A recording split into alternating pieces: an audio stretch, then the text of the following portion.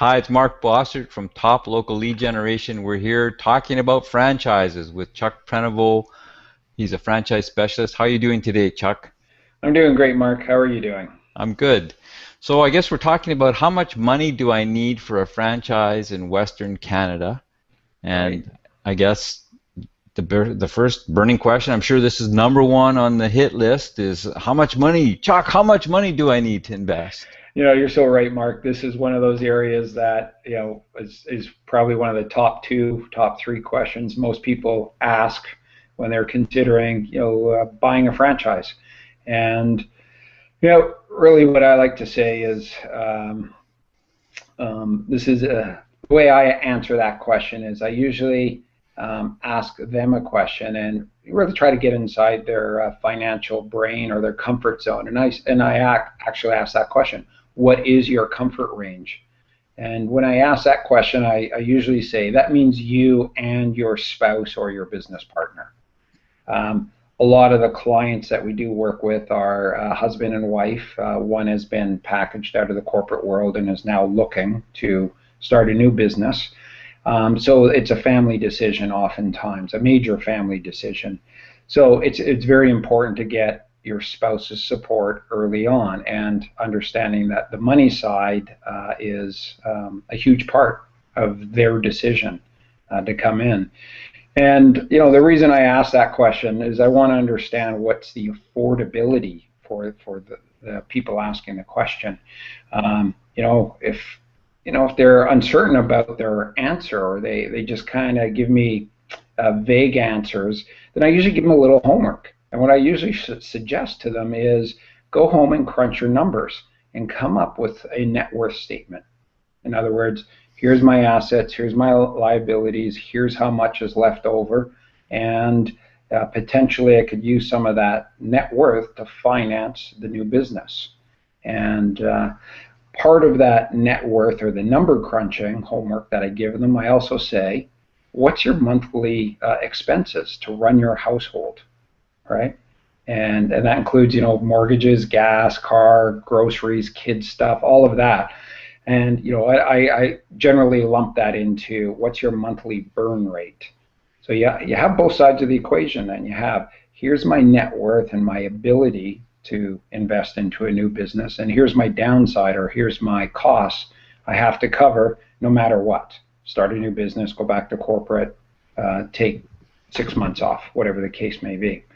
So those net worth statements will prove to be very, very useful in the short term, just for getting clarity on your own numbers, but also as you begin the research, because guess what?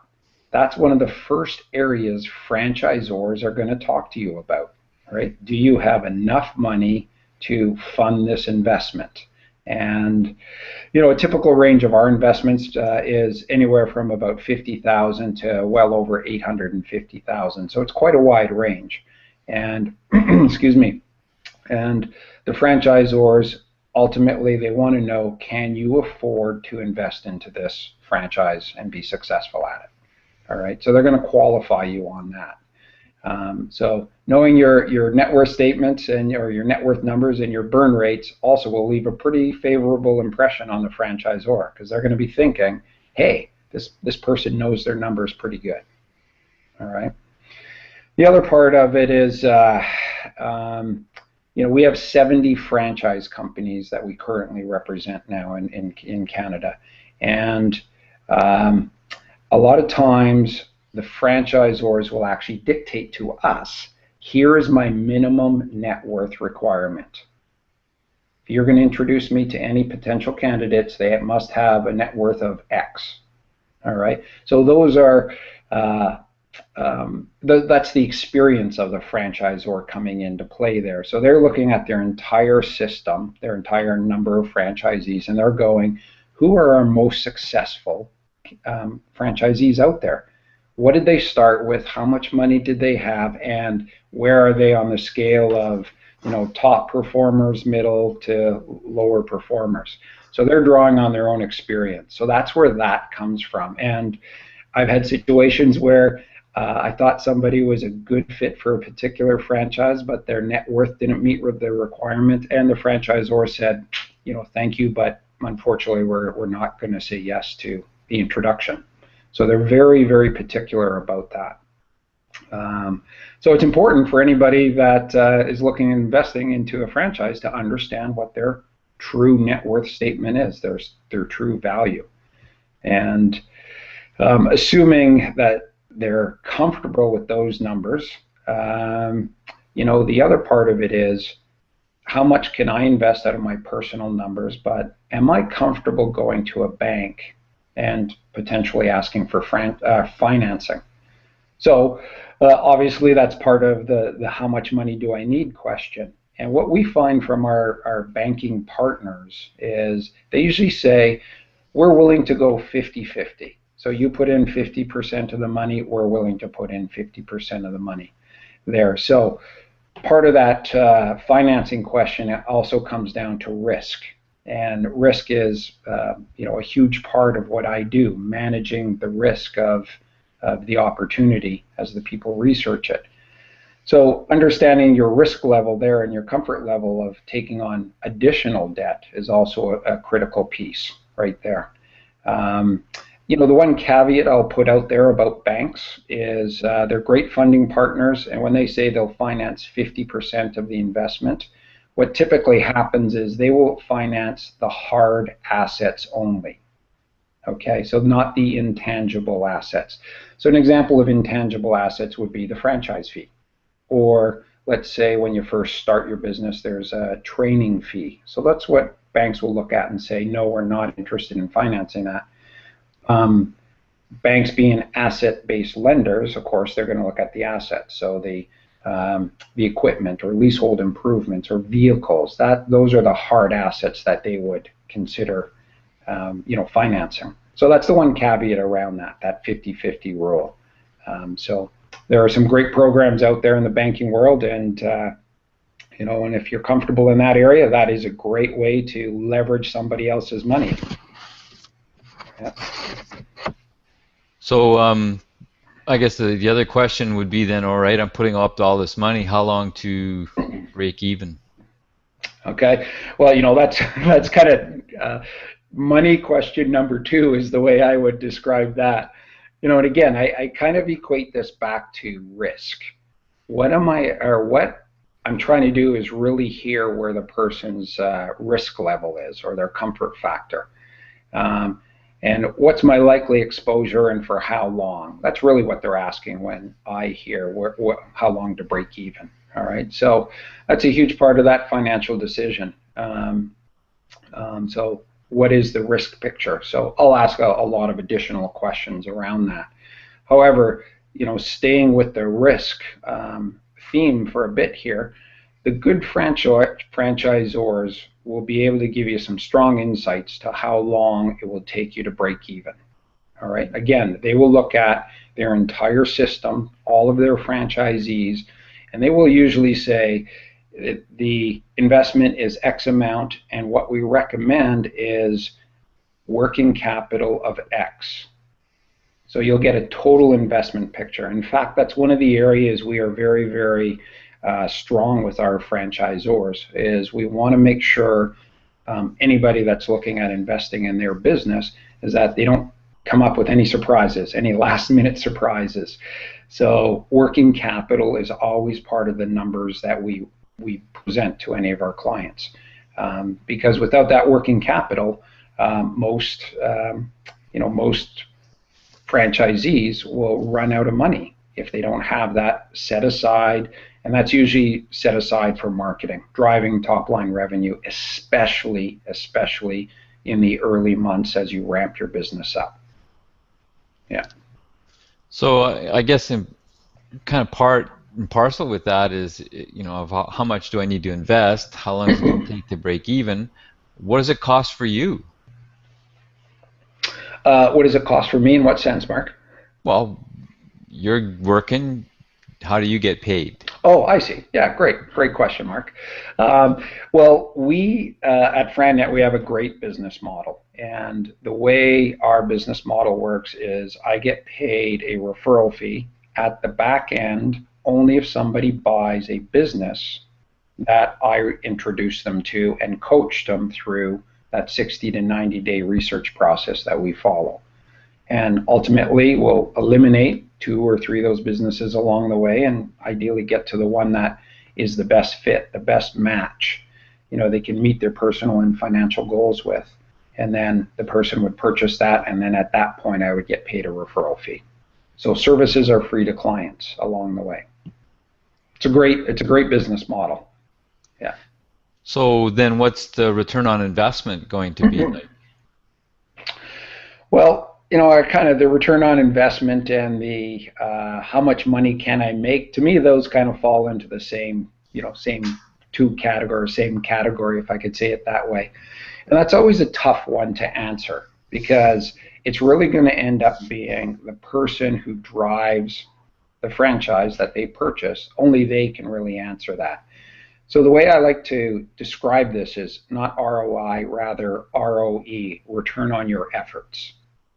Okay, and what we're really talking about here is an outcome of your efforts, and it's only something that that person can control. I can't control it. The franchisor can't control it. It really comes down to, I like to say, you're going to be the captain of your own ship, and you're the only one. The buck will stop with you. You have to drive the boat, and if you're not comfortable in that area, then perhaps business ownership isn't exactly the right one for you. But assuming that it is, I usually say, here are the questions you need to ask yourself in order to answer that question.